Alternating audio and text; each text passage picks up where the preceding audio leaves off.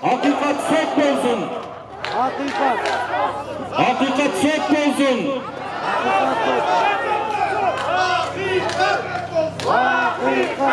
Rahmat. Rahmat. Hurmatlı zamandaşlar, hurmatlı doktoranlar, ağaylar, izleyiciler. Temir Argınbayev sözü kiçinekeyinen tartı öyle tertipti. Temirde alıp жүрген bala. Bugün göçeyim. Oşonduktan bugün biz hiç kanday provokasiya tügündeyik emes.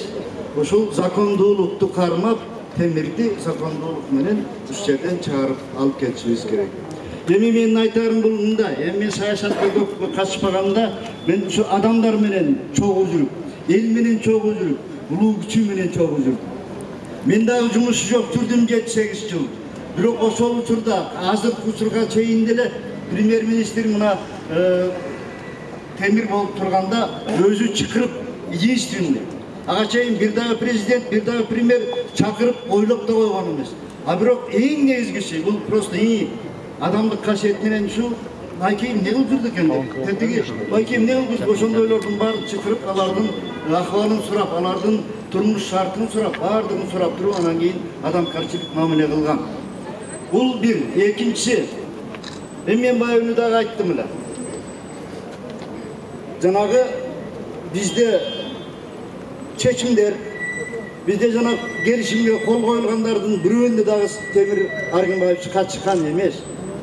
Мына азыр ушул жанагы пункттер боюнча ошол биздин кыргыз элинин экологиясына берилген акча деп мына кичине шылтоо болуп атат. Мен ойлойм, биздин сот акыйкат, кумандуу деп. Анын үстүнө биздин азыркы эл менен иш жүргүзүп, келечектеги жаштарга жол көрсөтөбүз деп аткан биздин жетекчилердин бүт баардыгы тең акыйкатты караш керек. Мисалы үчүн Темир Сариевич эң мыкты 5 булат деп коет орустар. Өзүнүн эмгеги, өзүнүн билими, өзүнүн турмуш шарты менен, өзүнүн ушул иштөө жолдору менен келип өсүп келаткан жигиттердин бири. Ошондуктан акылы дагы, тартиби дагы, келечекке баскан жолу дагы бүт баары тең өзүнүкү. Ошондуктан мен бүгүн ойлойм, бизде Садым Нуркожоевич дагы спортсмен, бизде Ташиев Байкевич дагы, Инибис дагы спортсмен, биздин Темир Аргынбаевич дагы спортсмен, мен дагы спортсменмин. Анан кийин баарыбыз тең оюбуз бирөө эле. Жаштарды жакшылап, жакшы элдин шартына үндөп чыгарышыбыз керек. Ошолорду жакшылап тарбиялашыбыз керек. Аларда ыйман, нысап, адамгерчилик, анан кийин ушул элин сыйла, улууну сыйлоо деген болуш керек деп биз өмүр бою мына какылдап какшап келатабыз. Ошондуктан Темирдин жасап келаткан иштеринин бүт баары тең улууну сыйлоо, кичүүлөргө жакшы жол тандап берүү, ак тилек, жакшы нерселер болуп келатат. Эми мен ойлойм, бул кичине жаңылыштык болсо керек. Жаңылыштыктын бүт баарын тең жакшылап туруп ордуна коюп койсо мүмкүнчүлүк болот. Мен бүгүн ушул соттон акыйкатчылыкты, акылдуулукту, ыймандуулукту алдыны карап иш жасайт деп, Темирди бүгүн бошотот деп суранып кетет элем. Рахмат баарыңыздарга. Келгениңиздерге чоң ыраазычылык. Акыйкат. Баштандык. Акыйкат. Акыйкат. Акыйкат. Рахмат. Ушу адилеттүүлүктү, калыстыкты, мыйзамдуулукту кармап беребиз деп отурган мырзалар, айымдар, сиздер да саламатта болуңуздар. Могу жерде элдердин бардыгын чогултуп, боштондук деп кыйкыртып, ыза кылып отурган бул дагы өзү өтө чоң күнөө деп эсептеймин. Эми урматтуу колдоочулар, Темир Аргынбаевич Сариев өзү СИЗО ГКМБде отуруп 2-3 күн мурун кайрылуу жасады. Билими бар, тамга тааныган, ой жүгүртүүсү бар адамдар окуп, бүт тастыкталган фактылар менен жазган Сариевдин кайрылуусун окушту. Мен да окудум. Ошол жерде Сариев аргумент фактылар менен жазып атат. 2013 жылы Жогорку Кеңеш 20-21 февралда 2 күн сессиясында мамлекеттик депутаттык комиссиянын жыйынтыгын карады. Ал комиссияда 25 адам мүчө болгон. Жанагы Темир Аргимбаевичке күнөө жүктөп турган айымдын жазуусу 25 баракта 324 беттен 344 бетте чагылдырылган. 327 бетте кумтөргө болгон экологиялык зыян 5 миллиард деп жазган. Анын оюн эч ким четке каккан эмес. Бирок мамлекеттик комиссия сотко бергенге депутаттык комиссия акысы жок. Бул акы агентстволарда, департаменттерде болчу. Ал айымдын жазуусунда, сунуштарында сотко бериш керек деген жок болчу. Анан бир добушка ээ болгон ошол мамлекеттик депутаттык комиссиянын төрагасы жалгыз чечим кабыл алыптырбы? Жалгыз ошол күнөөнү мойнуна алыптырбы? Болгонун болгондой Кумтөр аферасында, бул кылым аферасы. Күнөөлүү адамдардын бардыгын таскындап, кимде кандай жоопкерчилик бар экенин көрсөтүп жазып бергенде, эми ал адамдар бийликте турат. Ал эми чындыкты алып чыккан адам абакта жатат. Кайда акыйкаттуулук, адилеттүүлүк кайда? Эми Темир Аргимбаевич Сариевди мен 15 жылдан артык билемин. Эч качан элин сатпаган, жеринен качпаган, тике жүзү жарык адамды иманы менен караган адам. Бул кишини абакта отургузуштун зарылчылыгы жок. Коомго кандай бул киши зыян келтирет? Ар качан убагы менен келип, убагы менен жооп берип, эч качан катышып көргөн адам эмес. 2007 жылы саятчылар элди аянтап топтогондо, ошондо Бозүй түндүктөр өрттөнүп турган кезде, бары качып кеткенде, Темир Аргимбаевич аягына чейин эл менен турган, кача тургандын баары качкан, ошондо келемиштей эле. Ошон үчүн Кыргызда сөз бар. Эр адамдын сөзү өлгөнчө өзү өлгөн артык деп. Темир Аргимбаевич, Темир деген аты бар, Темирдей сөзү бар, заты бар. Эч качан сөзүнөн тайган эмес. Эч качан калп айткан эмес. Эч качан уурулукка, жалганга, коррупцияга барган эмес. Чыныгы эл уулу. Мен 15 жыл жанында жүргөн адам катары билем. Эми можерде отурган колдоочулардын бардыгыбыз көкүрөгүбүздө толкунданып турабыз. Ак жеринен турган адам абакта жатканы баарыбызды кычалат кылып турат. Биздин сөзүбүз Аллага жетер күндө бардыр. Ыйык Куранда, хадис адистеринде жазылган, аяттарында жазылган бейкүнөө адамды жөн жерден беймаза кылып, жала жаап кордук көрсөткөн бул өтө оор күнөө. Эгерде ошону жасап аткан адамдар бул жалганда жооп бербесеңер да, акыретте тозокко барып жооп бересиңер. Ошону эсиңерден чыгарбагыла. Эсиңерден чыгарбагыла.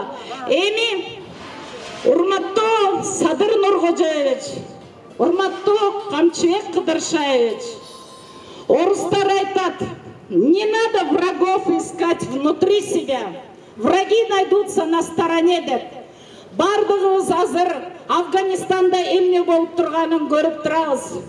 Сырткы душмандарыбыз чачыбыздан көп болуп турган кез, чегерабыз жыртык челектей болуп бүт жагына шыгырап агып турган кез, өз уулдарыбызды, өз балдарыбызды, эл ээрчий турган адамдарыбызды, Кыргыз үчүн башын канжыгага байлай турган инсандарыбызды камап, искусственно алардан кас жасап, искусственно не надо врагов внутренних искать, надо их объединять.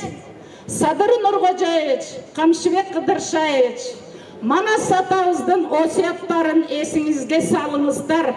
Манас атабыз айткан, кулалы таптап куш кылдым, курама жыйып эл кылдым деп, ынтымакка чакыра турган кез, баарыбыздын башыбызды топтой турган кез, бир эл бир муштум болуп, ушу кичинекей майда балдарыбыздын келечегибизди ойлоп, элибиздин келечегин ойлоп, ынтымакка чакырып, адилеттүүлүктү, акыйкатты, мыйзамдуулукту, калыстыкты көрсөтө турган заман, убакыт, тарых ошону бизден тастыктап сурап турат. Урматтуу сот мүчөлөрү, урматтуу бийликте отурган аткаминерлер, элиңерди какшатпагыла, элибизди зарлатпагыла. Азыр ынтымакты тилейбиз, биримдикти тилейбиз, адилеттүүлүктү тилейбиз. Сариевке боштондук! Боштондук! Боштондук! Боштондук! Мырзалар, ардактуу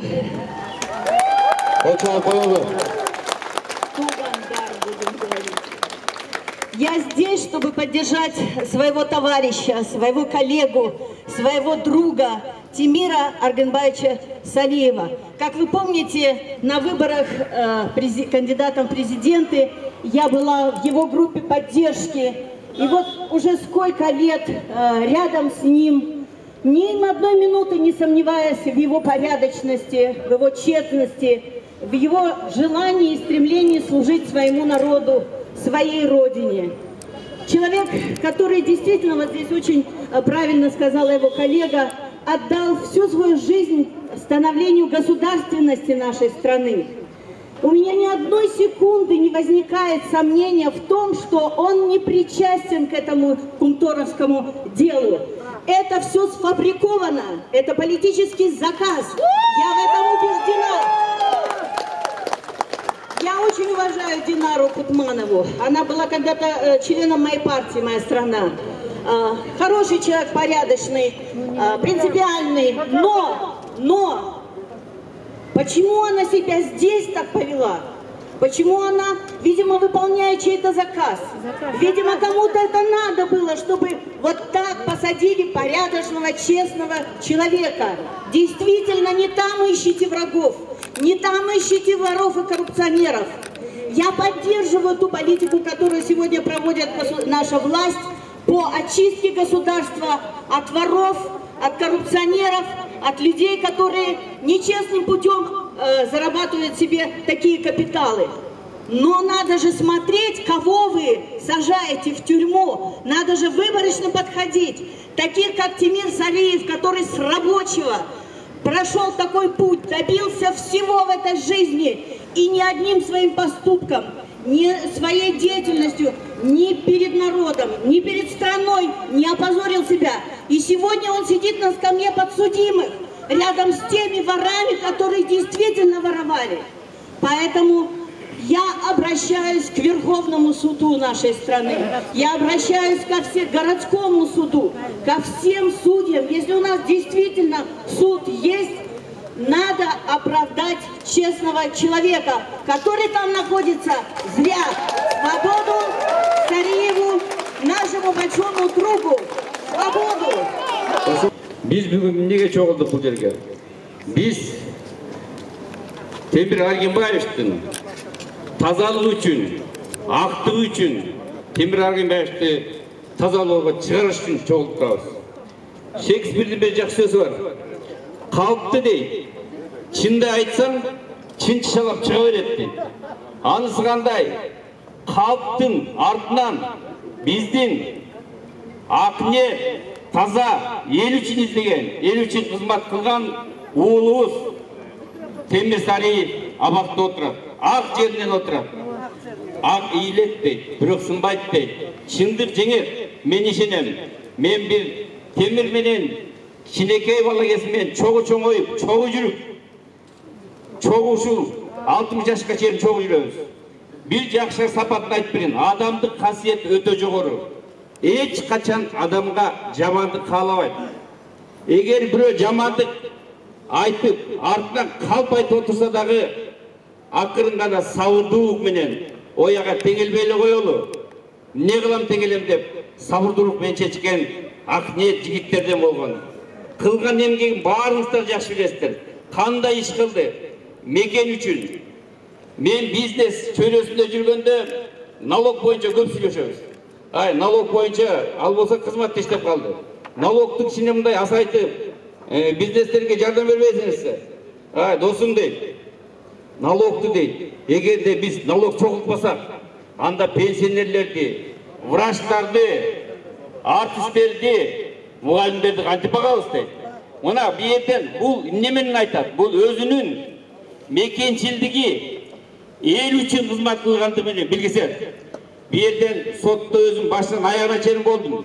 Райондық сотта отырдым. Ушул жерден бардық жағынан адвокаттар тикесінен тик тұрып, сайрап тұрышты. Аға қарабастан 2 айға абаққа қамады. Бұл жерден өзінің болған нәрсесін, өзі жарым сааттай жана болған отчетты оқып берді. Айерден қандай болғанын, жанағы Құтманованың айтып атқан емне үшін бұл жерден ал айтты, ал отчетты бүт жасып тұрады, бүт көрсетіп тұрады. Берден мен ойлаймын, біздің сот ақниет болып, таза қадам қылып, осы елдерге қызмат қылған сот болуш керек.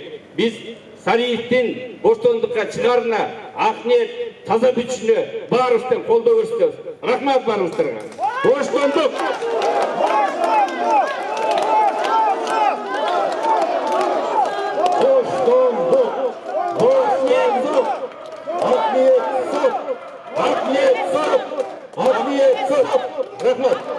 Рахмат.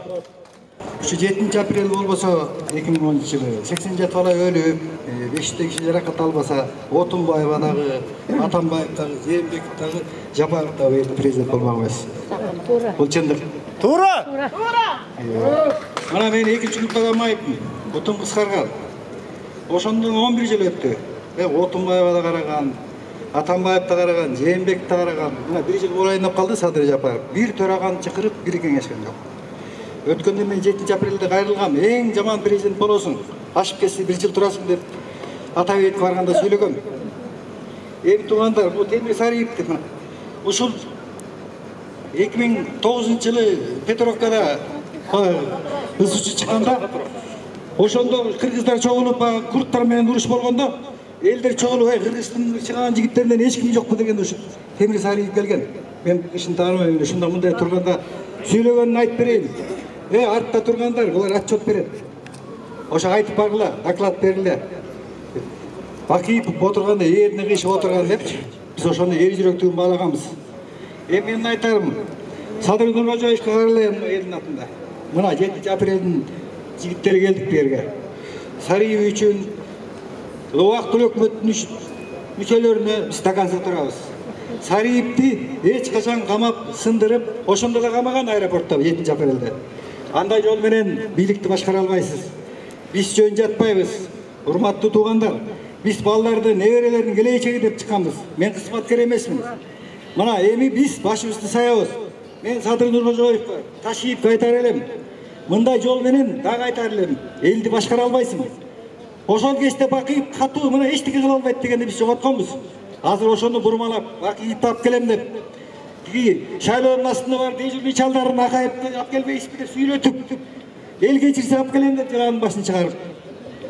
Мындай кайрылат элем, Садыр Нуркожоевич, биз эми жатпайбыз. Мына менин башымды кесип аласыңарбы, балдарыма кол саласыңарбы? Бул акыркы эскертүү. Өткөндө мен эскертүү бергем. Мына 7 апрелдин балдары берип турабыз. Темир Сариевге боштондукпу? Boşlandık, boşlandık, boşlandık, boşlandık, boşlandık, boşlandık, boşlandık, boşlandık. Ошол туугандар жана 2000-3000 октябрда жанагы күндө берген эмелери менен айтпай эле коеюн. Бийлик алса болот экен номер өтүп кеткен. Биз момун калкпыз. Ишенип ал тилге. Мына андан бери убакыт көрсөтүп койду.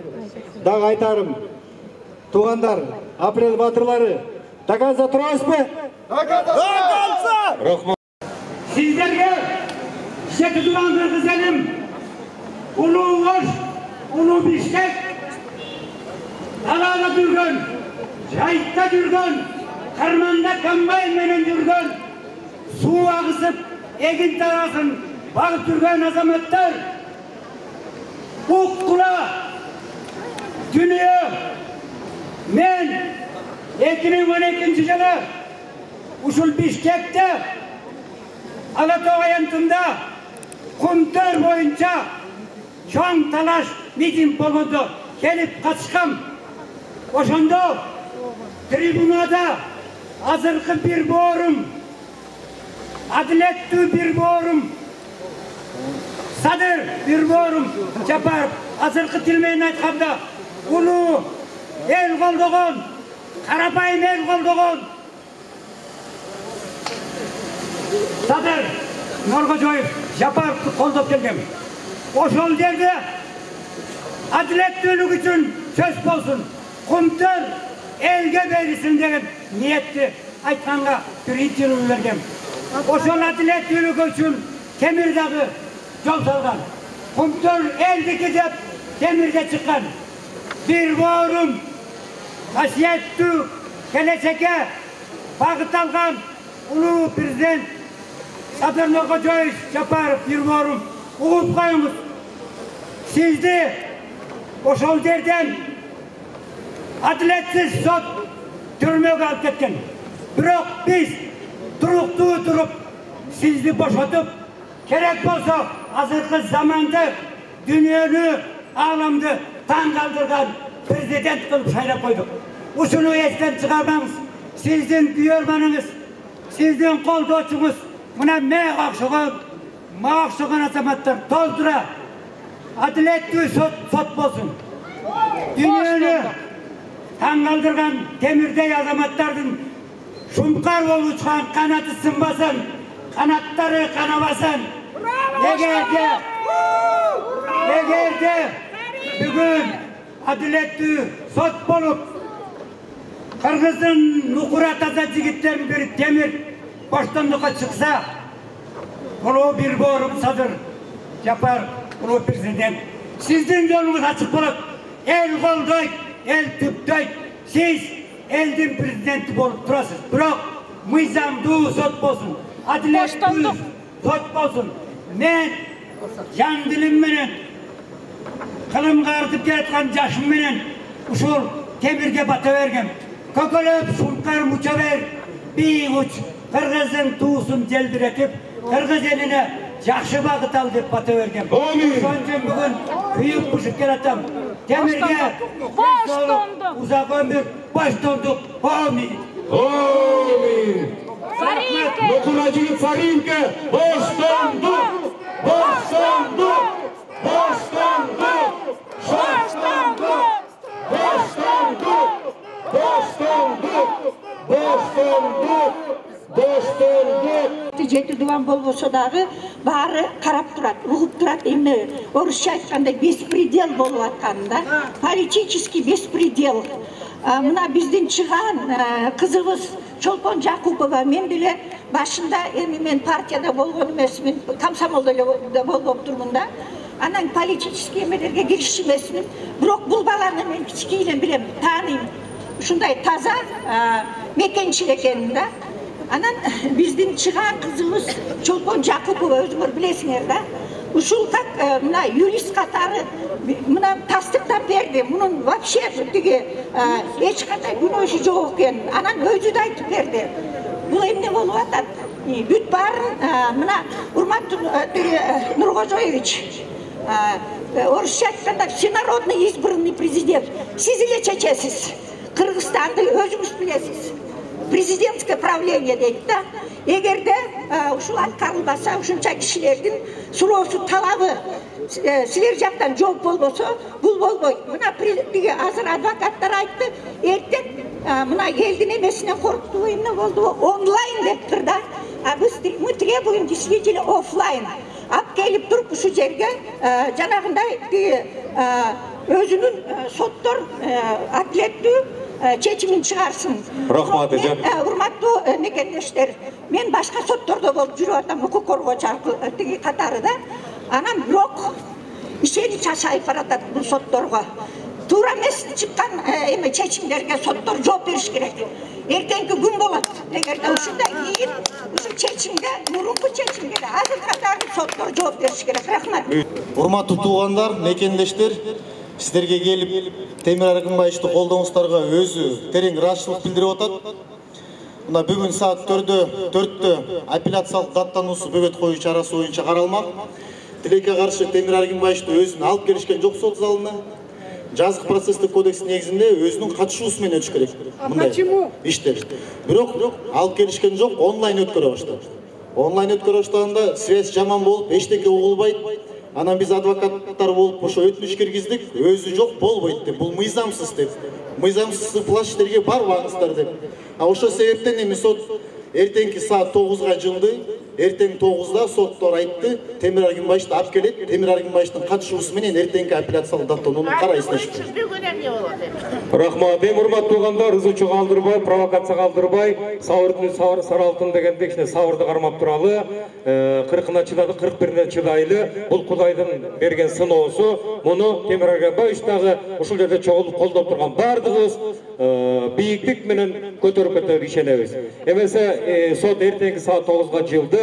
Эртең ушул жерден жолугабыз. Бүгүн болсо үйүңүздөргө аман-эсен жетип алыңыздар. Кудайдан дуа кылалы, Кудайдан тилек кылалы. Кудай буйруса Темир Аргынбаевич эртең боштондукка чыгат. Сариевке боштондук, боштондук, боштондук. Мына азыр барыңыздар, уктуңуздар. Эртең саат 9 дедиби, биз 8-де келебиз. Темир Сариев ар качан мыйзамдуулукту, тартиптүүлүктү сактагыла деп чырылдап 25 жылдан бери саясатта жүргөн адам. Биз дагы тартиптүүлүктү, мыйзамдуулукту сактап туруп, тикебизден тик туруп уш жерде турабыз. Дагы бир жолу кайрылгым келет. Урматтуу Садыр Нуркожоевич, Камчыбек Ташиевич, сиздер Темир Аргынбаевич Сариев менен 25 жылдан бери саясатта үзөңгүлөш болуп келген адамсыздар. Бул кишинин ичинде, сыртында бүт билген адамсыздар. Убактыңыздарды таап, көңүлүңүздөрдү бөлүп, турган калайык калкты чыркыратпай, эртең адилеттүү чечимди карап бериңиздер. Эртеңки күн орусча айткандай день определения, лакмусовая бумага. Это мы идем по пути законности, правопорядка, справедливости и развития. Или по какому пути идем, завтра будет известен этот вопрос и ответ получим. Уважаемые мои сограждане, уважаемые кыргызстанцы, все, кто умеет читать, мыслить логически, сейчас творится бесправие, абсолютное бесправие. Сегодня Сариев, завтра на его месте может оказаться любой из нас. Самое страшное – это безразличие и равнодушие. Я говорила о вызовах внешних, я говорила о страхах снаружи. Это не только я, мать 4 детей, говорю. Вчерашнее интервью Владимира Путина, он боится. Это не только беженцы с Афганистана, это и боевики, которые под видом беженцев могут войти. Он вчера четко дал объяснение. Нам не нужны внутренние враги, нам не надо их сотворять, когда стоят внешние. 500 афган студенты баткан жерге, эмне алакандай кыргыз эли батпай калыптырбы? Биздин абал адамдарыбыз, саясатчыларыбыз батпай калыптырбы? Мурун кыргызды көрө албаган адамдар айтты эле, кыргызды кыргыз эле кырып жоготот деп. Мен ишенем. Нуркожаевич, Камчыбек Кыдыршаевич, акыйкаттуулукту, адилеттүүлүктү, калыстыкты, Кыргызстанда мыйзамдуулукту эртең далил катары көрсөтүп бериңиздер. Рахмат. Рахмат. Темир Аргенбаевич айткандай, бирди 10 кылабыз, 10ду 100 кылабыз, 100ду 1000 кылабыз, 1000ди буйруса түмөн кылабыз. Колдоп келген агайын туугандар барыңыздарга рахмат. Эми тынч, үйүбүзгө аман эсен баралы. Эртең ушул жерден саат 8'de бардыгыңыздарды күтөбүз. Сариевке боштонду! Боштонду! Боштонду! Боштонду! Чоң рахмат.